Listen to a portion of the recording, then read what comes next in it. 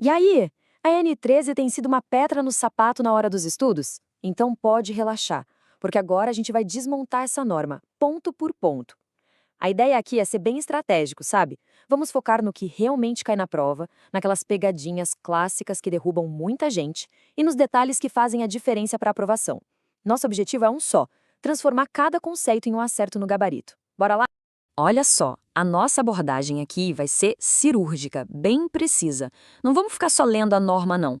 Vamos fazer melhor. Vamos decifrar o texto com a mente do examinador, pensando exatamente no que as bancas costumam exigir. Então, a partir de agora, cada slide que aparecer aqui, bom, é uma potencial questão de prova. Então, do que se trata a NR13? Basicamente, da segurança de equipamentos que trabalham sob pressão. Simples, né? Mas tem um ponto aqui que é ouro para a prova, algo que as bancas amam cobrar. De quem é a responsabilidade final por tudo? Pela instalação, operação, manutenção? A resposta é sempre do empregador. Grava isso porque é uma informação fundamental. Beleza, vamos começar pelo que eu chamo de porteiro da norma, o primeiro grande filtro que aparece nas questões. Onde a NR13 se aplica? Entender o que entra e, mais importante ainda, o que fica de fora é o primeiro passo para não cair em pegadinha boba. É a base de tudo. Olha bem para esses números na tela. Eles são as regras do jogo, os critérios para saber se a norma se aplica ou não. E pode ter certeza, a banca não quer só testar memória, ela quer testar a atenção aos detalhes. Pressão superior a 60 kPa, produto P.V maior que 8. Cada um desses limites é uma casca de banana em potencial. Então não tem jeito, pessoal. Memorizar esses valores é essencial. E agora, o outro lado da moeda. A lista de exclusões. É aqui que o examinador separa quem realmente estudou de quem só passou o olho na norma. Uma questão clássica pode descrever um vaso de pressão que faz parte de um sistema de freio, por exemplo, e perguntar se a NR13 se aplica. A resposta está aqui: não.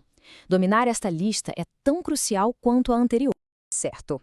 Agora, vamos avançar para um dos protagonistas da norma, as caldeiras. Esse é um tema super recorrente com definições, categorias e requisitos de segurança que são um prato cheio para os concursos. A definição de caldeira é bem precisa, e a palavra-chave aqui é simultaneamente. O equipamento precisa fazer as duas coisas ao mesmo tempo. Ele gera e acumula vapor. Se ele só gera, como um trocador de calor, por exemplo, ele não é uma caldeira para os fins da NR13. Essa distinção conceitual é um clássico de prova. A categorização é direta e se baseia em um único valor, 1960 kPa. Acima ou igual a isso é categoria A. Abaixo disso, mas acima dos 60 kPa, é categoria B. Pense nesse número como uma linha divisória. É ele que determina os requisitos de treinamento do operador, os prazos de inspeção e todo o nível de rigor da norma. Isso aqui é um checklist fundamental. Cada item dessa lista pode virar uma questão de certo ou errado. A banca pode afirmar que sistema de controle de nível de água é opcional. Falso. Ou pode perguntar qual o ajuste da válvula de segurança. Resposta: igual ou inferior a PMTA. É preciso conhecer cada um desses dispositivos. Tudo bem, agora a gente chega no ponto que muitos consideram o mais difícil da NR13, a categorização de vasos de pressão. Mas sem pânico. Vamos estruturar o processo em um método de 3 passos, que é a prova de erros. Para resolver qualquer questão sobre categoria de vasos de pressão, é só seguindo este roteiro mental, sempre nesta ordem. Primeiro, a análise qualitativa. Qual é o fluido? Segundo, a análise quantitativa. Qual o potencial de risco? O P.V. Terceiro, o cruzamento dos dados na tabela. Vamos detalhar cada passo.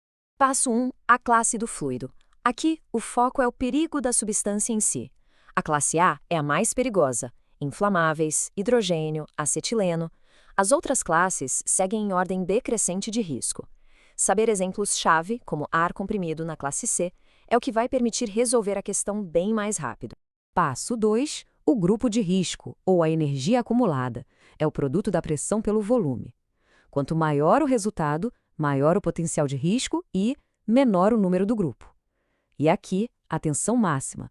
Para este cálculo, a unidade de pressão é o megapascal, o MPa. A gente já vai voltar nisso. E o passo final. Esta tabela resume perfeitamente a lógica da norma. Você cruza a linha da classe do fluido, que é o perigo da substância, com a coluna do grupo de risco, que é a energia acumulada, e encontra a categoria final do vaso, em algarismos romanos. Seguindo esses 3 passos, a categorização vira um procedimento metódico e seguro. Ótimo! Agora vamos para a seção de inteligência de prova. Aqui estão os detalhes técnicos e as armadilhas que mais eliminam candidatos desatentos. Foco total agora, hein? Essa aqui, sem dúvida, é a pegadinha matemática mais comum da NR13. Para o enquadramento inicial, o famoso ponto V maior que 8, a pressão é em quilopascal, o kPa. Já para a determinação do grupo de Lisco, que a gente acabou de ver, a pressão é em megapascal, MPa.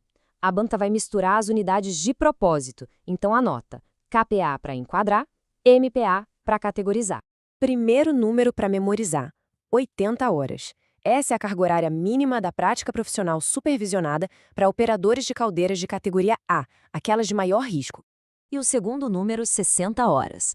É a prática exigida para operadores de caldeiras de categoria B. A banca vai inverter esses valores ou perguntar diretamente a diferença.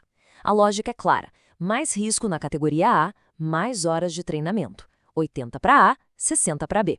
Mais um ponto crucial sobre responsabilidade.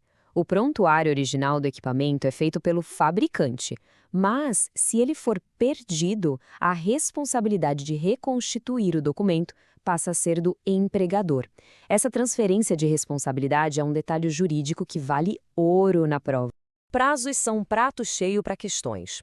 Em caso de acidente ou risco grave, a comunicação ao órgão regional do trabalho deve ser feita até o segundo dia útil. Cuidado, não são dias corridos. É o tipo de detalhe que separa a resposta certa da errada.